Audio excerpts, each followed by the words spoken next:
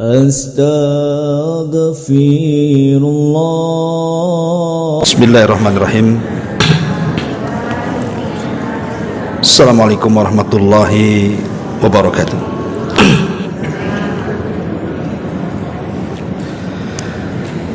Alhamdulillah wassalatu wassalamu ala Rasulillah wa ala alihi wa sahbihi wa mawalah wa la hawla wa la quwata illa billahi wa ba'du. Alhamdulillah, segala puja dan puji hanya milik Allah subhanahu wa ta'ala. Salawat dan juga salam kita hadiahkan kepada Rasul kita Nabi besar Muhammad sallallahu alaihi wa ala alihi wasallam. Kita lanjutkan kajian kita, masih membahas kitab 175 Jalan Menuju Sorga karena karya Naib bin Mamduh Al-Suud, dan kita masuk pada poin yang ke-8 pada halaman ke-50. Orang yang ingin diselamatkan dari api neraka. Kita baca hadisnya baru kita jelaskan. Di sini Rasulullah sallallahu alaihi wasallam bersabda, "Man qala hina yusbih, Allahumma inni asbahtu ushiduka wa ushidu hamalata arshika wa malaikataka wa jami'a khalqika annaka antallah la ilaha illa anta wahdaka la syarika lak wa anna muhammadan abduka wa rasuluk a'taqallahu rubu'ahu minan nar faman qala marrataini a'taqallahu nisfahu wa man qalaha thalathan a'taqallahu thalathata arba'ihi fa in qalaha arba'an a'taqallahu minan nar. Barang siapa yang ketika memasuki waktu pagi ia pun mengucapkan, ya Allah, sesungguhnya aku telah memasuki waktu pagi, dengan menyatakan persaksian kepada para malaikat-malaikat yang memikul arasy-Mu, persaksian kepada seluruh malaikat-malaikat dan persaksian kepada seluruh makhluk ciptaan bahwasannya Engkau adalah Allah, zat yang disembah. Tidak ada sesembahan yang berhak disembah kecuali Engkau satu-satunya. Tidak ada sekutu bagimu. Dan bahwasanya Muhammad adalah hamba dan utusan-Mu.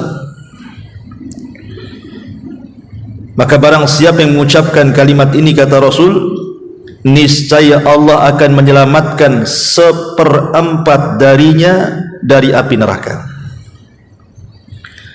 Barang siapa mengucapkan 2 kali, niscaya Allah akan menyelamatkan 1/2 darinya. Barang siapa yang mengucapkan 3 kali, niscaya Allah akan menyelamatkan 3/4 darinya. Namun jika dia mengucapkannya 4 kali, niscaya Allah akan menyelamatkan darinya seluruhnya dari api neraka. Baik. Ma'asyiral muslimat yang dimuliakan Allah subhanahu wa ta'ala, poin ke-8 ini di antara jalan menuju surga Allah subhanahu wa ta'ala adalah membaca doa saat pagi. Dan salah satu doa yang dibaca atau zikir yang dibaca di pagi hari adalah zikir ini. Ini yang disebut dengan zikir pagi petang namanya. Lah salah satu zikir pagi petang inilah yang diajarkan Nabi sallallahu alaihi wasallam. Ushhidu wa ushhidu hamalata arsyik wa malaikataka wa jami'a khalqika annaka antallah la ilaha illa anta wahdahu la syarikalah wa anna Muhammadan abduka wa rasuluka. Ini pendek dan mudah dihafal insyaallah. Baik. Ada sebuah ayat dalam Al-Qur'anul Karim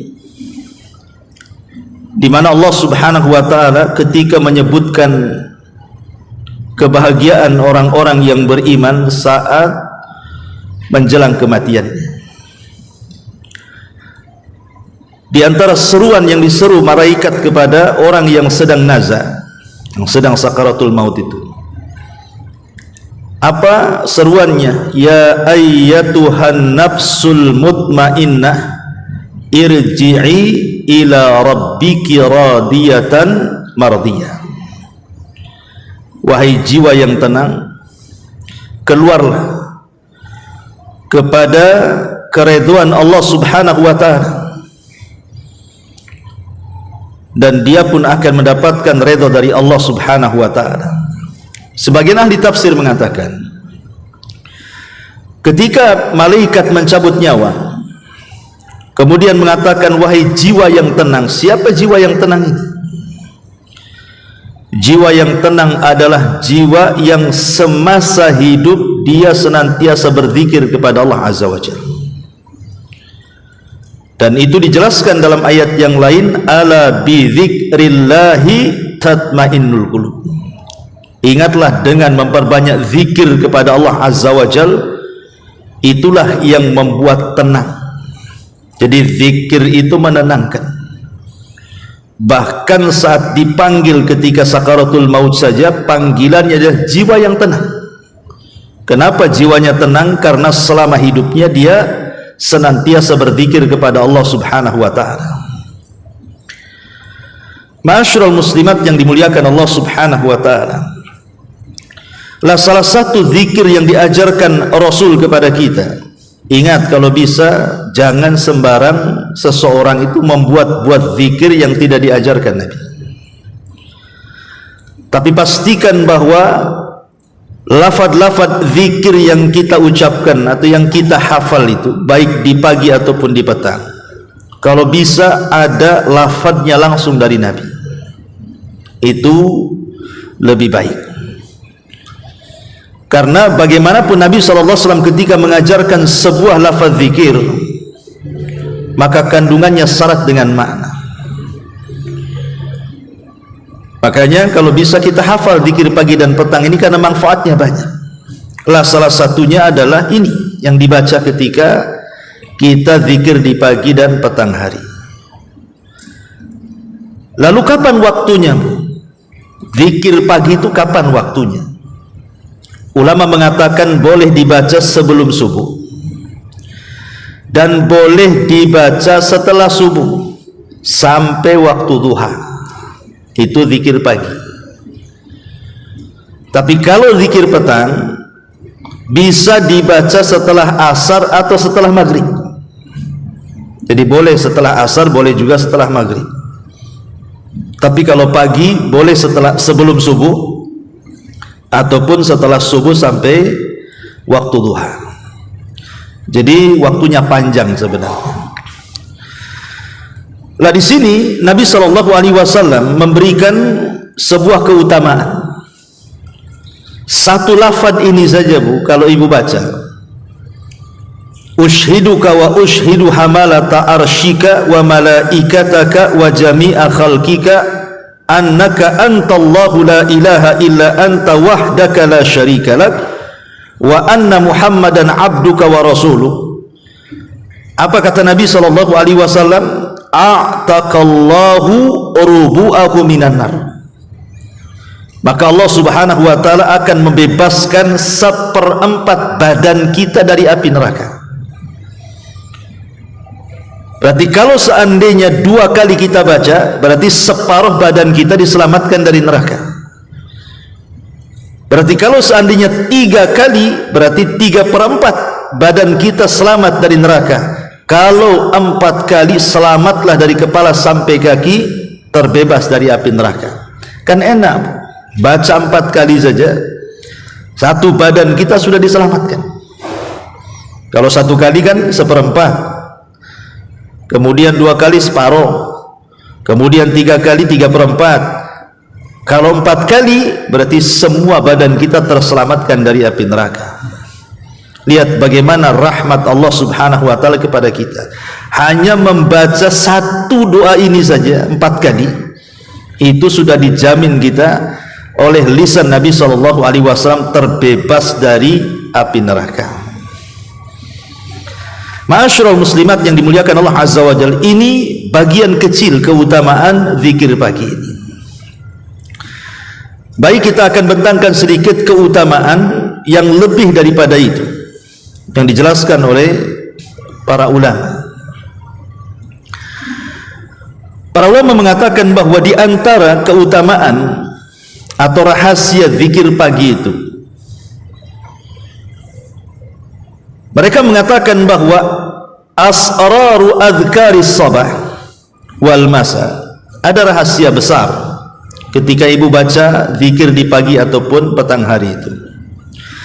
Fi tausiatir rizki, pertama, Allah subhanahu wa ta'ala akan meluaskan rizki kita.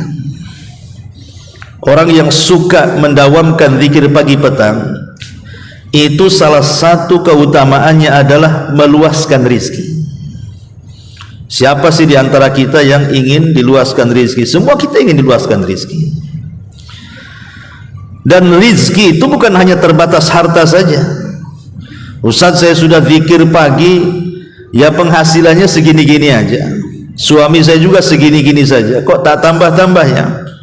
Ini sudah 10 tahun saya baca ini masih ngontrak saja ini. Kok tidak punya rumah sendiri? Itu karena kita memahami rizki itu hanya sebatas harta saja. Padahal rizki yang paling besar adalah bukan di harta, tetapi di ketenangan hati itu. Diluaskan hati kita, itulah sebenarnya rizki yang sesungguhnya. Karena hidup kita itu kan tidak lama. Banyak orang dari muda sampai dia tua dia mengumpulkan harta, kemudian kaya, habis mati pun ditinggalkan kekayaan. Belum lagi selama hidup dia tidak tenang hidupnya kan. Tapi banyak orang-orang yang ya kondisinya sih tidak terlalu kaya, pas-pasan lah hidupnya, tetapi hatinya luas, makanya luas segalanya. Dan itu salah satunya adalah dengan zikir pagi. Kemudian juga wal khuruju minadz-dziki wal karbi, dengan memperbanyak zikir pagi dan petang itu, maka setiap zik itu kesempitan dada. Wal karbi itu artinya hal-hal yang menimpa kita dari musibah yang akhirnya kita kemudian stres, bingung dan begitu seterusnya. Maka dengan mendawamkan zikir pagi dan petang itu bisa mengeluarkan dari perkara-perkara itu. Dan ini coba ibu kan nggak pernah nyoba masalahnya ya. Coba kalau mamanya lagi stres, lagi bingung, lagi ada masalah, teruslah lisan itu berzikir kepada Allah Azza wa Jalla. Maka nanti ada khasiatnya itu, tentu dengan sebuah keyakinan bahwa ketika kita lebih mendekatkan diri kepada Allah Azza wa Jalla, Allah akan turunkan ketenangannya kepada kita. Bahkan lebih daripada itu, al-ibtiadu anil hammi wal hazani, bisa menjauhkan dari al-ham wal hazan, bingung dari perkara yang akan dihadapi dan sedih dari perkara yang sudah berlalu. Kadang kita ini sedih bu, umpamanya dulunya pernah kaya kemudian sekarang miskin, masih keingatlah dulu kaya, dulunya pernah menjabat ternyata purnawirawan, masih teringat jabatannya, dan begitu seterusnya. Atau mungkin bingung menghadapi perkara yang akan datang, bingung soal anak, kemana nanti sudah besar, bingung soal rumah tangga, macam mana nanti ke depan, bingung soal ekonomi dan begitu seterusnya. maka dengan zikir pagi dan petang akan dijauhkan dua perkara yang menghantui manusia itu.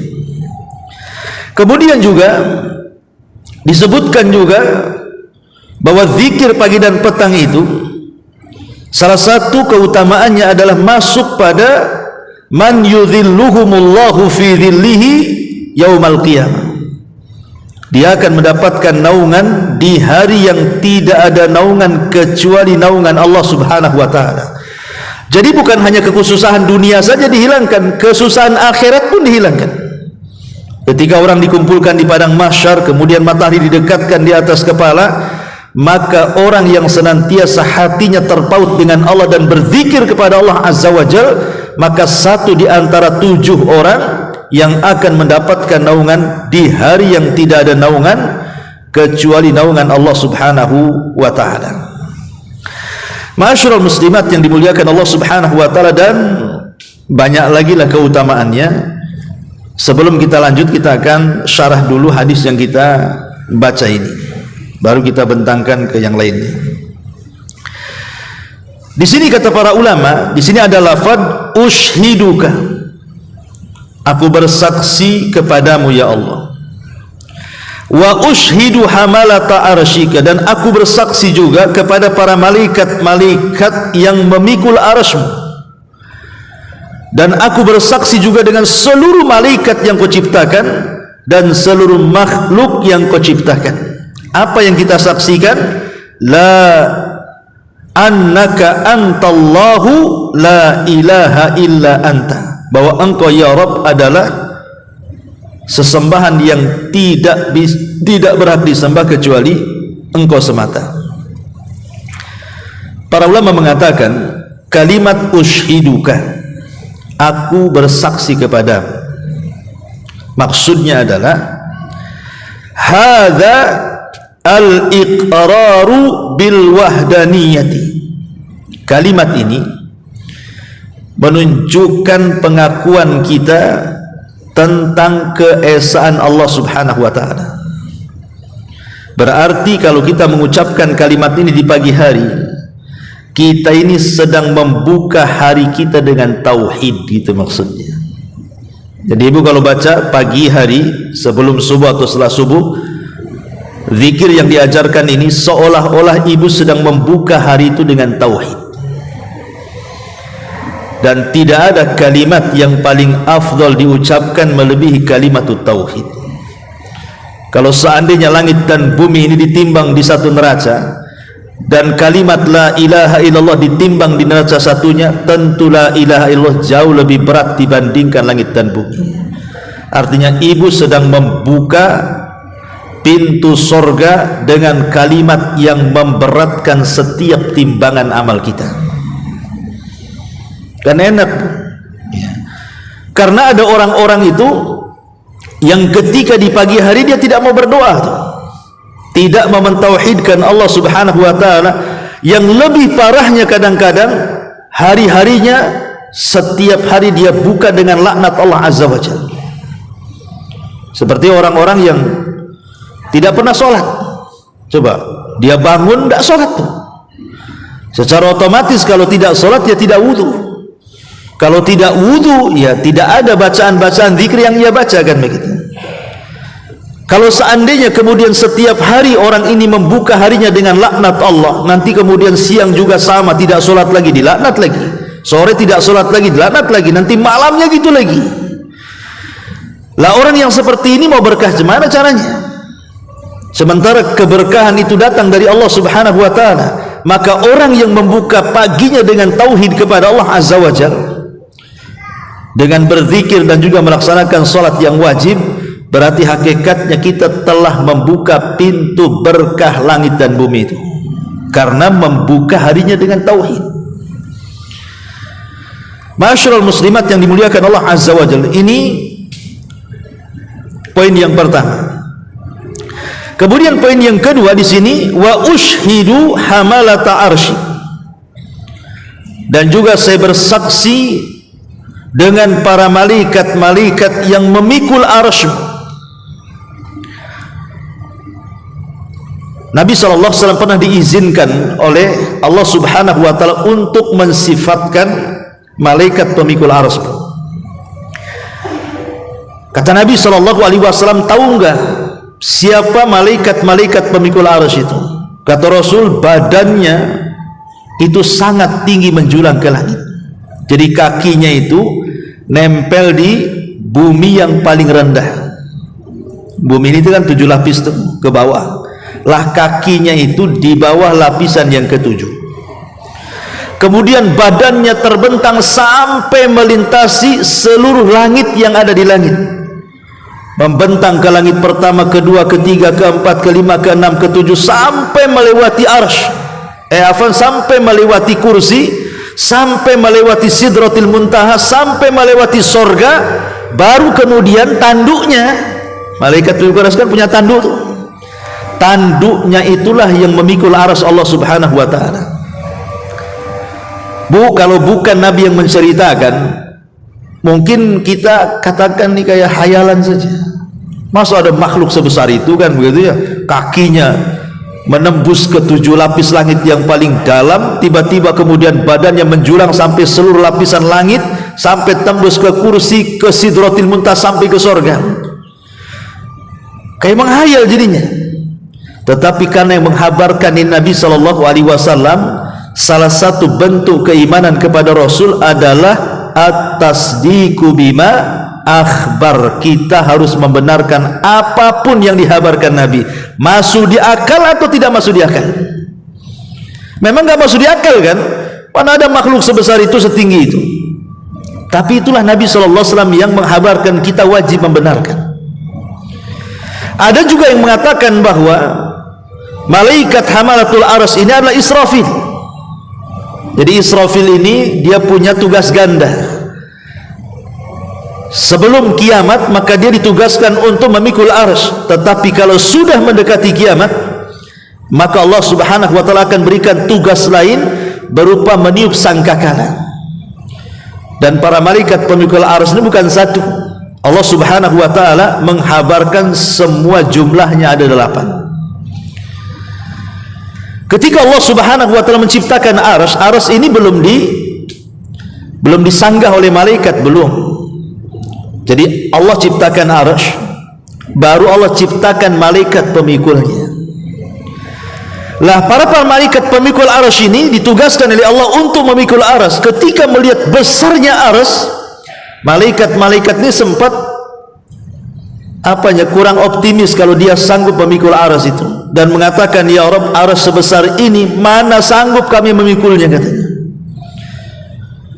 Karena besarnya arsy Allah itu, ibu bisa bayangkan kalau seandainya langit dengan bumi saja kita bandingkan, ibarat ibu lempar cincin ke padang pasir. Cincin itu buminya, padang pasir itu langitnya. Kalau kita gabungkan tuh langit dengan bumi, kemudian kita bandingkan dengan kursi, maka sama dengan cincin dilempar ke padang pasir. Cincin itu langit buminya, padang pasir itu kursinya. Oke lah, kita gabung semuanya, kursinya, sak langitnya, sak buminya, sak planet-planetnya, semuanya kita gabung jadi satu. Dibandingkan dengan arsy Allah Subhanahu wa Ta'ala, maka itu sama dengan cincin dilempar ke padang pasir. Cincin itulah kursinya, langitnya, buminya, galaksinya. Padang pasir itulah arsy-nya. Cemana yang menciptakannya? Allahu Akbar. Tentu Allah lebih besar dibandingkan makhluknya kan. Makanya sempat kemudian malaikat-malaikat pemikul arsy saat diciptakan itu enggan untuk memikul arsy. Mana sanggup kami memikul ini, katanya. Tapi Allah Subhanahu wa Ta'ala ajarkan satu doa kepada para malaikat, agar malaikat mengucapkan la haula wala quwwata illa billahil azim. Tidak ada daya dan kekuatan kecuali milik Allah Subhanahu wa Ta'ala. Ketika malaikat membaca la haula wala quwwata illa billah, tiba-tiba muncul kekuatannya, dan sejak itulah malaikat pemikul arsy memikul arsy sampai hari ini, bahkan sampai kiamat dibangkitkan. Dari sini ada faedah, Bu, jangan remehkan kalimat la haula wala quwwata illa billah. Ini kalimat yang bisa memberikan kekuatan kepada badan kita dan juga pikiran kita. Jadi ibu kalau lagi lemas nih kan, mungkin sakit pinggang, sakit apalah, lagi lemas, habis capek gitu bu ya, biasakan mengucapkan la haula wala quwata illa billah. Itu bisa menambah kekuatan tuh. Asal yakin ya, yakin kepada Allah subhanahu wa ta'ala bahwa tidak ada daya dan kekuatan kecuali milik Allah subhanahu wa ta'ala. Karena lihat malaikat ini yang tidak sanggup mikul aras ketika mengucapkan kalimat itu jadi kuat dia. Lah kita bersaksi dengan para malaikat yang kuat-kuat yang Allah subhanahu wa ta'ala ciptakan di sini. Kemudian wa malaikatahu, dan seluruh malaikatnya. Ini namanya penyebutan khusus dulu baru umum. Karena kan malaikat aras kan bagian malaikat juga, disebutkan juga malaikat lainnya, menunjukkan bahwa ada keistimewaan para malaikat pemikul arsy karena disebutkan secara khusus, kemudian baru bicara tentang seluruh malaikat. Wa malaikatahu, dan aku bersaksi kepada seluruh malaikat-malaikat. Kenapa kita bersaksi kepada seluruh malaikat Allah azza wa jalla juga? Karena tidak ada makhluk yang diciptakan yang hanya untuk beribadah kepada Allah kecuali para malaikat. Jadi Allah itu tidak ada kekurangan dari makhluknya yang menyembahnya. Makanya ada istilah, kalau seandainya seluruh malaikat kufur, tidak akan mengurangi kekuasaan Allah. Kalau seandainya seluruh manusia beriman, tidak akan menambah kekuasaan Allah. Karena kalau seandainya tidak ada manusia, cukup malaikat saja, jumlah mereka jauh lebih banyak dibandingkan kita, dan mereka tidak pernah maksiat kepada Allah. Itulah kekuatan dan kekuasaan Allah subhanahu wa ta'ala. Baru setelah itu wa jami'a khalqika, dan seluruh makhluk-makhlukmu. Karena tidak ada makhluk yang Allah ciptakan selain manusia kecuali semua bertasbih. Semua bertasbih dengan mengucapkan kalimat alhamdulillah. Makanya Allah mengatakan wa im min kulli syai'in illa yusabbihuna bihamdihi walakin la tafqahuna tasbihahum. Tidaklah segala sesuatu yang Allah ciptakan melainkan semua bertasbih dengan memuji Allah, tapi kalian tidak tahu tasbih mereka. Jadi kalau seandainya Allah perdengarkan tiang ini bu, tiang di masjid ini, Allah perdengarkan tiang ini bertasbih, maka ibu akan mendengar tiang ini mengucapkan kalimat alhamdulillah. Kalau seandainya umpamanya itu lemari buku itu bertasbih juga bu, cuman kan ibu tidak dengar tasbihnya. Kalau dia mau bertasbih dan diperdengarkan, maka ibu akan dengar lemari itu mengucapkan alhamdulillah. Dan semuanya, semua makhluk yang Allah subhanahu wa ta'ala ciptakan. Lah kita bersaksi untuk apa? Untuk tauhid, annaka antallah la ilaha illa anta wahdaka la syarikalah. Bahwasanya engkau ya Rabb, engkau adalah Allah yang tidak ada sesembahan yang berhak disembah kecuali engkau saja, dan tidak ada sekutu bagi engkau, wa anna Muhammadan abduka wa rasuluh, dan bahwasanya Muhammad adalah hamba Allah dan rasulnya. Lihat bagaimana kandungan makna ini, bahwa zikir ini kenapa dicantumkan pengarang coba. Kan zikir pagi petang itu banyak, kenapa ini pula yang dicantumkan seolah-olah ini yang paling bagus gitu ya.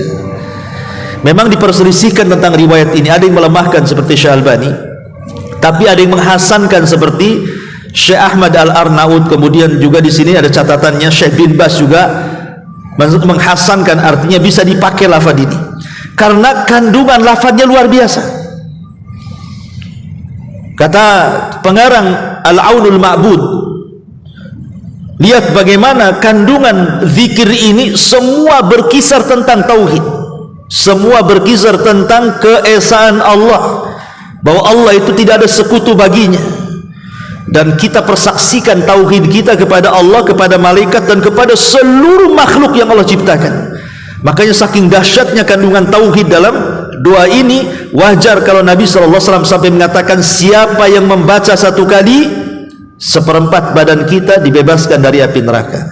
Siapa yang membaca dua kali, separuh badan kita dibebaskan dari api neraka. Siapa yang membaca 3 kali, maka Allah bebaskan 3/4 dari badan kita. Siapa yang membaca 4 kali, terbebaslah kita dari api neraka. Kan enak Bu, baca 4 kali sudah ada jaminan kita terbebas dari api neraka. Ya kadang-kadang kita ini sudah jelas keutamaannya pun kadang-kadang malas gitu ya. Ini yang jelas keutamaannya. Kadang yang tidak jelas keutamaannya pula yang dibaca oleh kita. Maka saya anjurkan Bu, baca doa ini di pagi. Okelah seandainya Ibu tidak hafalkan, kalau kita melihat riwayat-riwayat zikir pagi saja itu bisa sampai 23 lafaz yang kita harus baca. Ya. Oke, mungkin Ibu tidak menghafal semuanya. Ya minimalnya kalaupun tidak hafal semuanya, ambillah yang paling baik yang jelas keutamanya. Salah satunya ini, doa ini. Nah, ini hafal ini. Kan ini kan pendek saja ini.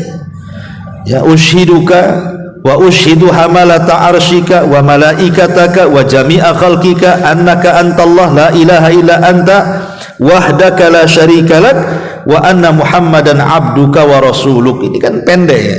Baca 4 kali. Jadi kalau Ibu baca 4 kali setiap pagi, berarti hari ini kita terbebas dari api neraka.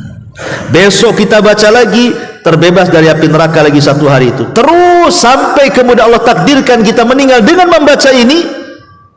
Insya Allah penuh keyakinan Bu, kita tidak mungkin disentuh api neraka, karena jaminannya atas lisan Nabi.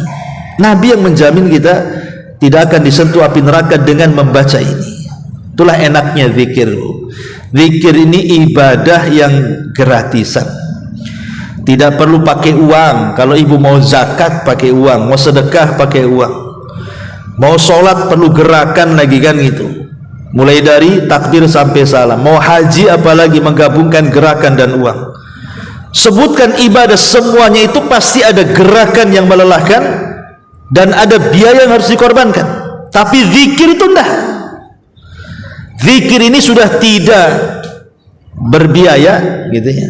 Tidak banyak gerakan badan, cukup lisan saja. Kemudian bisa dilakukan anak kecil, orang dewasa, orang tua, laki-laki, perempuan, anak-anak, semua bisa melakukannya. Dan zikir ini juga tidak ada ruang waktu dan tempat kapanpun kita bisa lakukan, kecuali yang sudah ditentukan waktunya. Seperti memang Rasul mengatakan, apabila Ibu baca di pagi hari zikir ini, berarti kan jelas ada waktunya tuh. Kalau sudah ada waktunya, enaklah kita baca zikir ini, berarti ada keutamaannya. Tapi yang jelas bahwa kalau Ibu membaca doa ini kemudian di pagi hari, maka seolah-olah Ibu membuka hari Ibu dengan tauhid kepada Allah Subhanahu wa taala. Dan kalau itu yang dilakukan, berarti 1 hari itu Allah Subhanahu wa taala pasti akan memberikan berkahnya kepada kita, karena kita mentauhidkan Allah. Ya. Ma'asyiral muslimat yang dimuliakan Allah Subhanahu wa taala. Kemudian juga kalau kita lebih membentangkan lagi tentang keutamaan zikir ini, di antara faedahnya, faedah daripada zikir ini apa sih? Kenapa kemudian zikir yang kita baca ini sangat penting dibaca setiap pagi? Saya ambil ucapan seorang ulama namanya Al-Imam As-Safarini rahimahullahu ta'ala di dalam kitabnya Syarhu Mandhumah Al-Adab. Apa kata beliau? Wal hikmatu fihi iftitahun nahari wa ikhtitamuhu bil adhkari allati 'alaiha al-madar wa hiya mukhul ibadati wa biha tahsulul afiyatu was sa'adatu. Beliau mengatakan, adapun hikmahnya kenapa kita buka dengan zikir ini di pagi hari dan juga kita tutup dengan zikir ini di petang hari, kata beliau, karena zikir itu sendiri adalah mukhul ibadah. Dia adalah jantung daripada ibadah itu sendiri. Hati kalau tidak ada zikir Bu, itu jadi mati, maksudnya begitu. Makanya ada istilah perbedaan orang yang berzikir dengan orang yang tidak berzikir, itu sama dengan orang mati dan orang hidup. Jadi kalau orang mati itulah orang yang gak zikir itu. Kalau orang hidup itulah orang yang berzikir. Atau kalau lebih jelasnya, orang yang berzikir dengan orang yang tidak berzikir itu sama kalau ibu punya rumah, tidak ada pintu, tidak ada jendela. Ibu kalau punya rumah nih, tidak ada pintunya, nggak ada jendelanya kan, semua bisa masuk kan Bu? Kotoran bisa masuk, debu bisa masuk, sampah-sampah bisa masuk, kena angin, bahkan maling pun bisa masuk, penjahat pun bisa masuk. Lah itulah hati kalau tidak berzikir, semua bisa masuk ke badan tuh. Setan bisa masuk, was-was bisa masuk, stres bisa masuk, semua bisa masuk tuh jadinya kan. Tapi kalau ibu berzikir berarti seolah-olah ibu punya rumah, ada pintu, ada jendelanya, tidak sembarang masuk. Setan aja tidak bisa masuk, kejahatan nggak bisa masuk, was-was nggak bisa masuk, stres sedih nggak bisa masuk. Kenapa? Karena ada tamengnya tuh. Tameng itulah zikir kepada Allah Subhanahu Wa Taala. Bahkan lebih daripada itu, wabiha tahsulul afiyatu wassa'adah. Dengan itu, dengan membaca zikir dari di awal hari dan juga akhir hari, bisa mendapatkan afiyah. Afiyah itu artinya kesehatan dan juga kebahagiaan. Jadi seolah-olah ibu memulai pagi itu dengan kesehatan dan terbentang kebahagiaan sampai sore hari. Ingat ketika saya membahas ini Bu, bahwa setiap malam itu kan setan datang kepada kita, kemudian mengikat setiap tengkuk manusia. Ibu kalau mau tidur malam-malam, itu setan itu sudah nengok-nengok ibu tuh, kapan dia tidur. Kadang-kadang sengaja kalau masih ba'da isya, kalau memang ibu belum tidur itu sengaja nggak digantuk-gantukan sama setan tuh. Nanti setan datang ke telinga ibu, ambil tuh handphone tuh, tengok Instagram, kata setan tuh kan. Nah, tengok WA, mungkin di grup itu ada yang gibah ibu. Tengok TikTok, kalau bisa main TikTok kan gitu. Jadi orang itu dibuat tidak tidur tuh.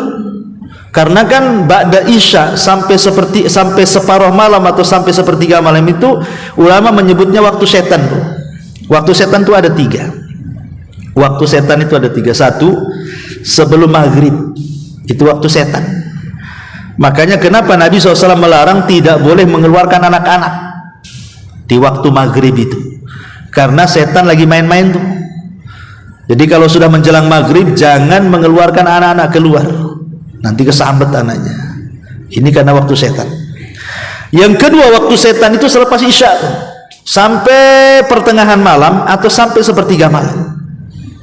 Itu waktu setan berkeliaran tuh. Nah, setan itu datang ke ibu itu menggoda ibu supaya jangan tidur cepat. Ya, dikasih was-was, bilanglah sama suami, itu loh di pojok sana ada warung baru buka tuh, enak tuh, itu viral tuh di TikTok tuh. Nah, akhirnya kuliner malam, ya kan? Pulangnya jam 11. Pulang itu enggak langsung tidur, nengok handphone dulu sampai jam 12, jam 1 baru ngantuk. Jadi setan itu mempermainkan kita itu, ba'da isya itu gimana caranya jangan sampai tidur. Nanti kalau sudah jam 12 baru nguap-nguap, ngantuk-ngantuk, jam 1 tidur, dipastikan kalau jam 1 tidur, tidak mungkinlah tidur 1 jam 2 jam ibu bangun. Apalagi memang julukannya Ummu Naum gitu ya. Ibu tukang tidur, iyalah makin gak bangun kan itu. Jadi kalau sudah seperti itu, sudah tidurnya lambat, setan itu ketika tidur ganggu lagi tuh. Sudah diganggu jangan tidur, ketika tidur diganggu lagi dengan cara apa? Diikatlah tengkuk kita itu 3 ikatan. Lah setiap satu ikatan itu kan ada mantranya tuh. Apa mantranya? Kata setan, nim naumatan tawilah katanya. Tidur malam masih panjang katanya. Nanti diikat lagi, gitu lagi, tidur malam masih panjang, tidur malam masih panjang, padahal sudah subuh tuh. Masih tidur masih panjang, tidur masih panjang saja tuh. Baru kalau jam 8 kata setan bangun katanya. Setan yang bangunin kita. Tapi kalau kita bangun sebelum subuh, kemudian kita bacalah doa ini, doa yang diajarkan Nabi SAW ini. Ya, ushiduka wa ushidu hamalata arshika, dan begitu seterusnya. Apa kata Nabi SAW? Wa idza staiqadha wa dzakarallaha, apabila orang itu terbangun kemudian dia berzikir kepada Allah Azza wa Jalla, maka hilang 1 ikatan. Baru 1 ikatan. Ya, tapi kalau seandainya kemudian lanjut setelah berzikir ibu baca ini atau baca-baca zikir pagi yang lainnya gitu ya, sebelum subuh tuh, kemudian ibu mulai beranjak ke kamar mandi, kemudian berwudu, hilang 2 ikatan. Kemudian ibu sholat subuh atau mungkin sholat yang lain sebelum subuh, maka 3 ikatan itu hilang. Apa yang terjadi? Maka di pagi hari kata Nabi SAW, tayyibu nafsi, ibu jiwanya bersih, jiwanya akan tentram, tenang. Bahkan dalam riwayat, ibu akan nasyid, akan semangat, tahu arah hidup hari itu. Tapi orang kalau kemudian tidak baca zikir, tidak wudu, tidak sholat, maka hari itu akan menjadi hari yang paling buruk dalam hidupnya. Kenapa? Karena Allah buat kotor jiwanya, dan Allah berikan masalah yang terkadang tidak tahu datang dari mana masalah itu, tahu-tahu banyak masalah saja. Akan lihat keutamaan zikir luar biasa.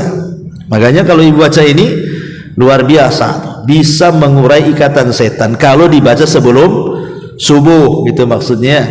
Kalau dibaca setelah subuh ya lain lagi keutamaannya.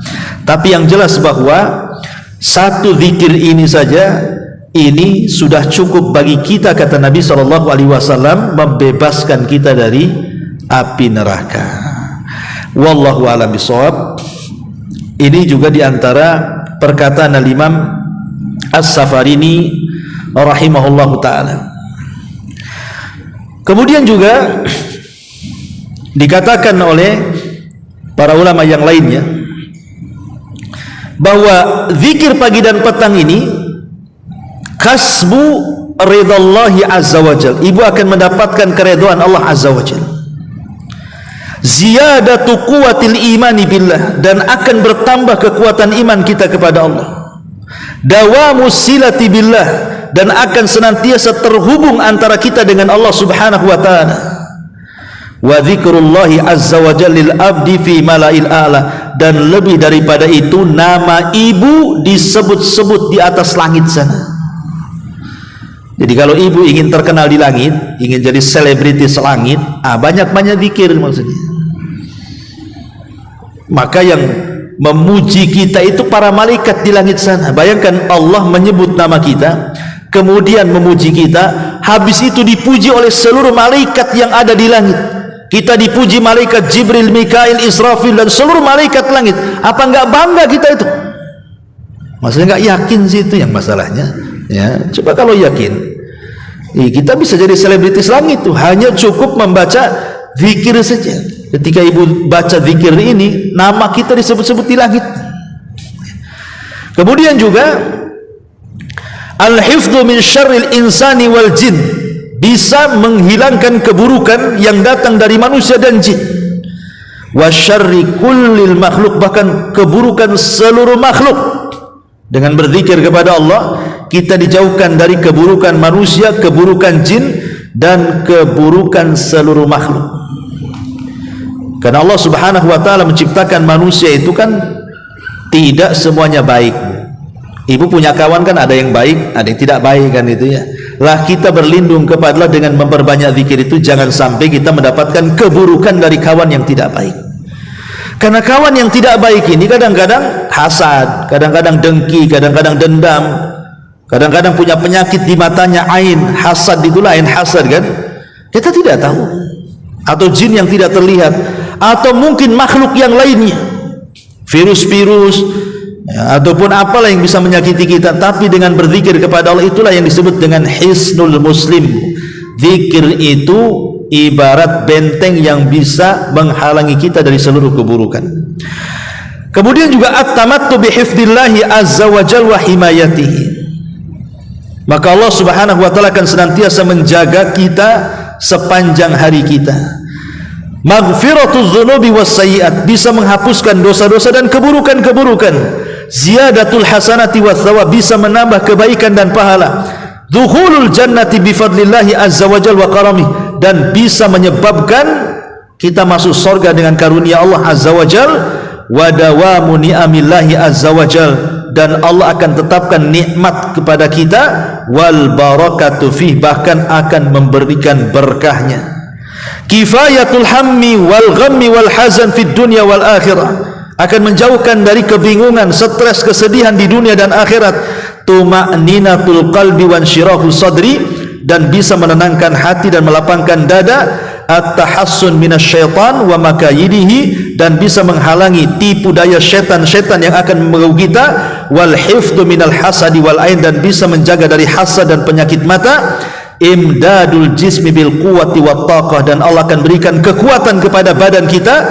Jilbur rizki wa qada'i daini, bahkan bisa memperluas rizki dan membayar hutang-hutang kita. Hifdzul makanil ladzi yabitu fihi al-insan, bahkan bisa menjaga tempat yang kita tinggal di situ. Rumah kita tidak akan didekati oleh syaitan. Dan banyak lagi keutamaan zikir di pagi dan petang hari.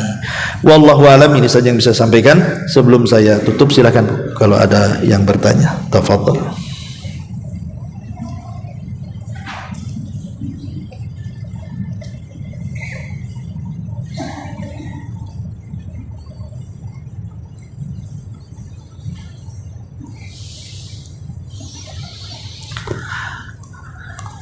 Ada? Ya. Ada mic-nya?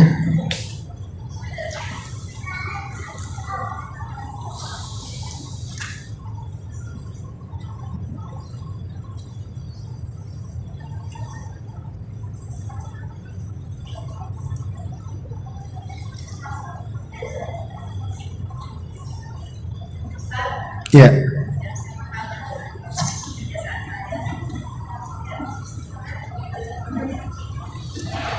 Nggak dengar Bu ya? Coba pakai mic.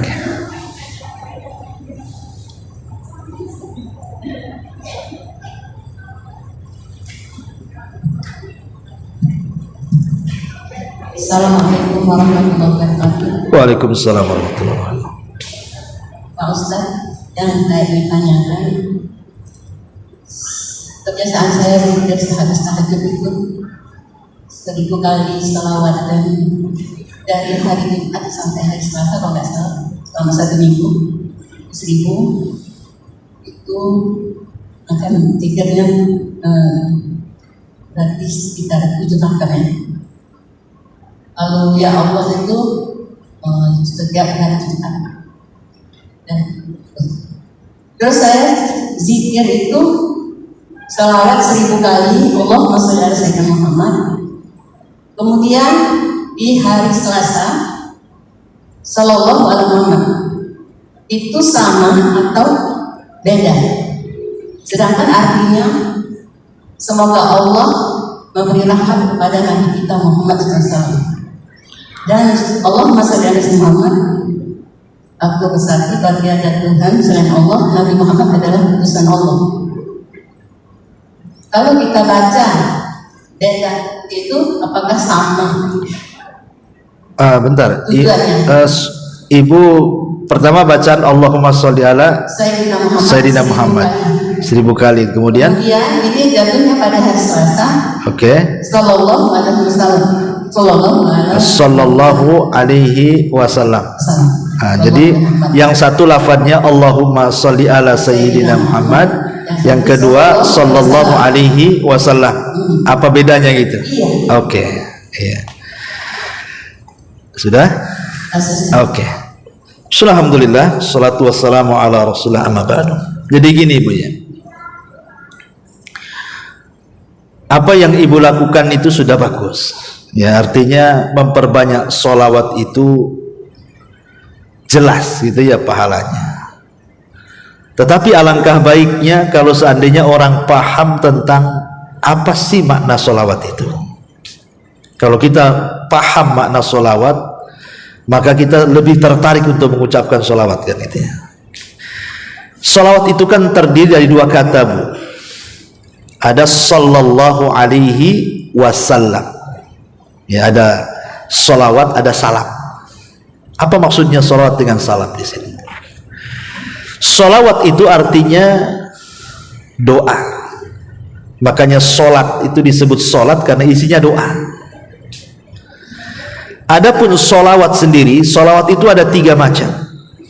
Ada sholawat dari Allah, ada sholawat dari para malaikat Allah, ada salawat kita kepada Rasulullah. Adapun salawat Allah kepada kita, innallaha wa malaikatahu yusalluna 'alan nabi. Sesungguhnya Allah dan para malaikatnya bersalawat kepada Nabi, kan itu ya.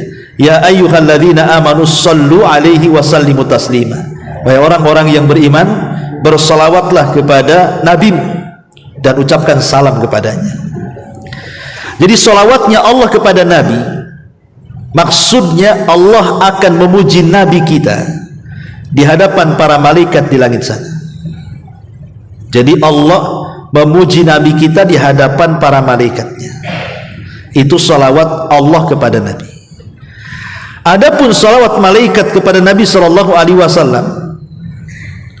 maka para malaikat memintakan kepada Allah Subhanahu wa taala ampunan kepada Nabi SAW. Adapun salawatnya kita kepada Nabi SAW, seolah-olah kita mengatakan, ya Allah, pujilah Nabi kami di hadapan makhlukmu yang ada di langit.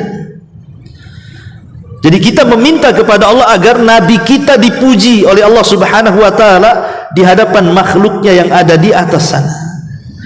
Dan sebagai imbalannya, kalau kita bersalawat satu kali mengatakan, ya Allah, pujilah Nabi kita di hadapan para malaikat-malaikatmu, sebagai imbalannya maka Allah akan memuji kita di hadapan malaikatnya 10 kali lipat dibandingkan kita memuji Rasul satu kali.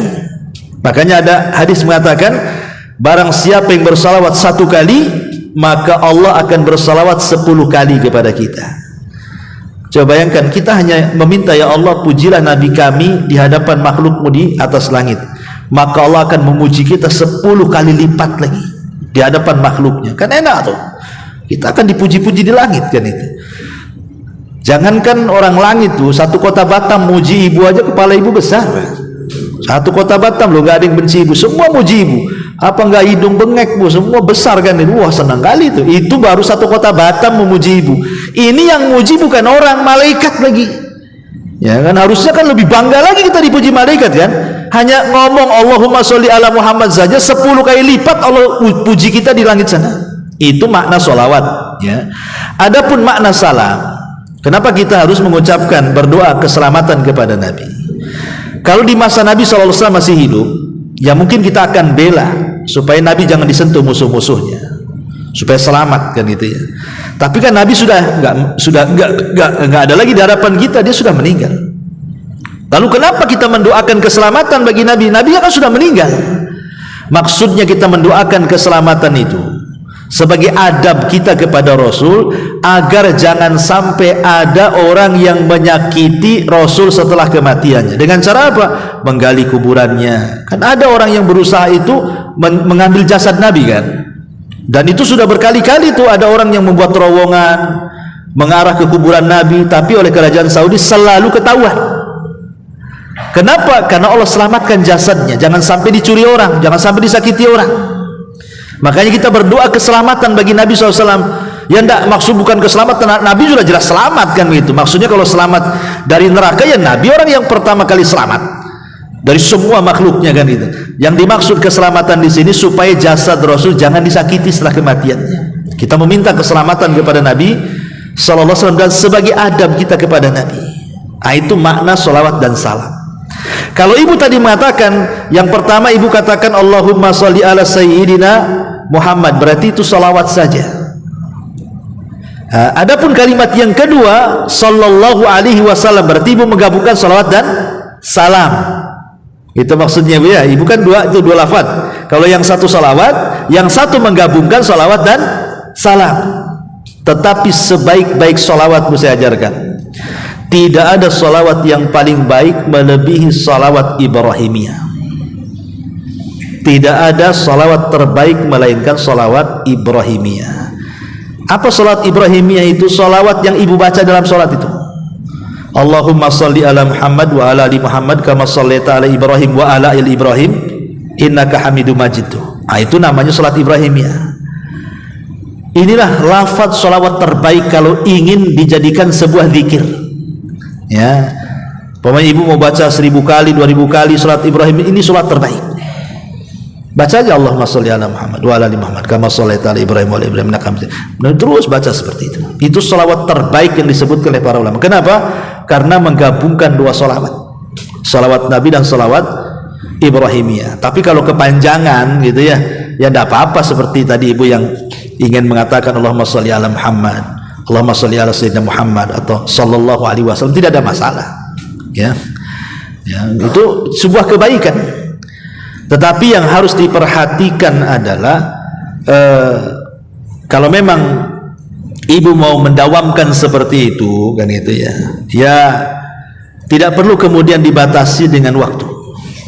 Ya, untuk umpamanya tidak harus pagi, ya siang kita baca, sore kita baca, malam kita baca kan itu ya. Tidak perlu dipatokkan dengan sebuah waktu, karena itu akan lebih baik lagi, karena lisan kita akhirnya menjadi lisan yang suka bersolawat. Nah, kalau dipatokkan dengan waktu ini juga perlu dalil dari Al-Quran dan Sunnah Nabi SAW bahwa jam segini harus baca sekian kali, jam segini harus baca sekian kali, ini kan perlu dalil. Tapi kalau kita kemudian umumkan pokoknya jam berapa saja kita bersolat sebanyak mungkin gitu ya, mau 1000 mau ada 1000, kalau kuat maka itu lebih baik lagi. Insya Allah kalau kita banyak bersolawat kepada Nabi SAW, jangan itu pula yang menjadi perantara kita mendapatkan syafaat Nabi sallallahu alaihi wa ala alihi wasallam. Wallahu a'lam bishawab. Ya. Ada lagi? Fadhali. Coba kasih mic-nya tuh ke belakang.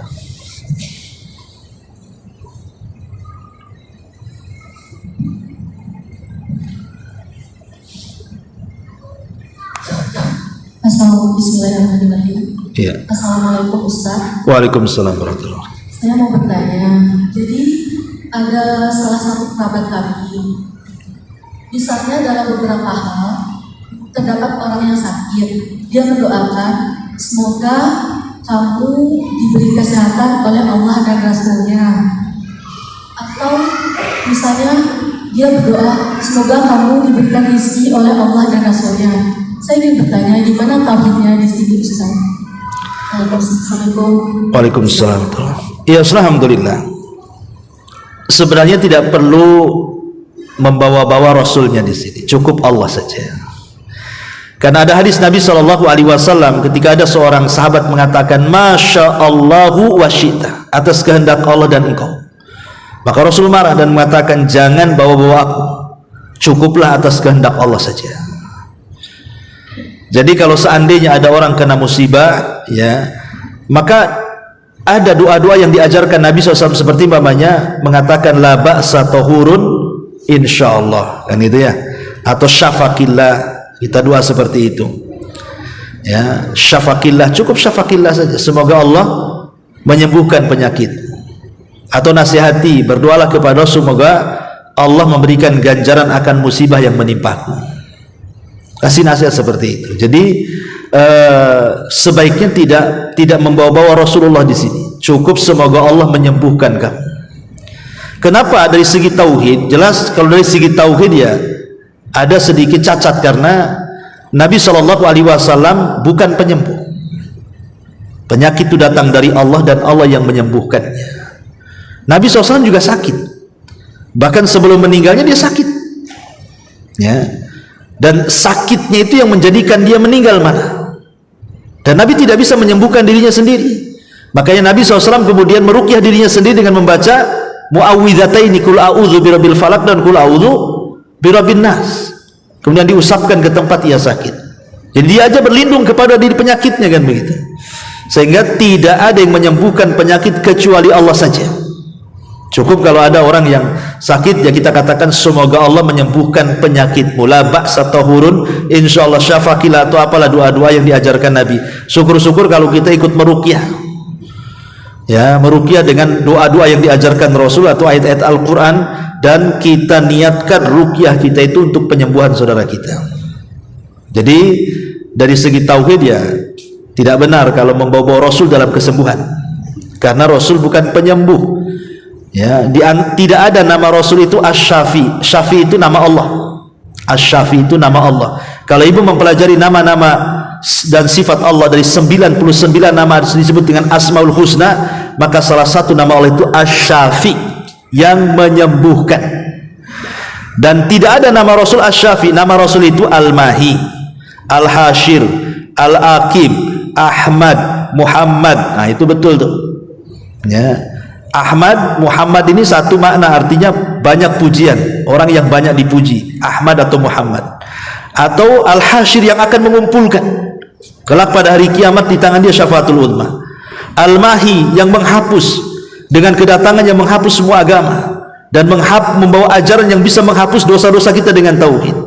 Kemudian Al-Aqib, artinya tidak ada nabi sepeninggalnya, dan tidak ada nama Rasul Asy-Syafi, penyembuh. Asy-Syafi itu hanya Allah Subhanahu wa ta'ala. Maka sebaiknya cukup semoga Allah menyembuhkan kamu saja. Wallahu a'lam. Ya, sampai di sini. Ini sudah hampir siang. Subhanaka wa bihamdika asyhadu an la ilaha illa anta astaghfiruka wa atubu ilaik. Allahu ta'ala alam. Assalamualaikum.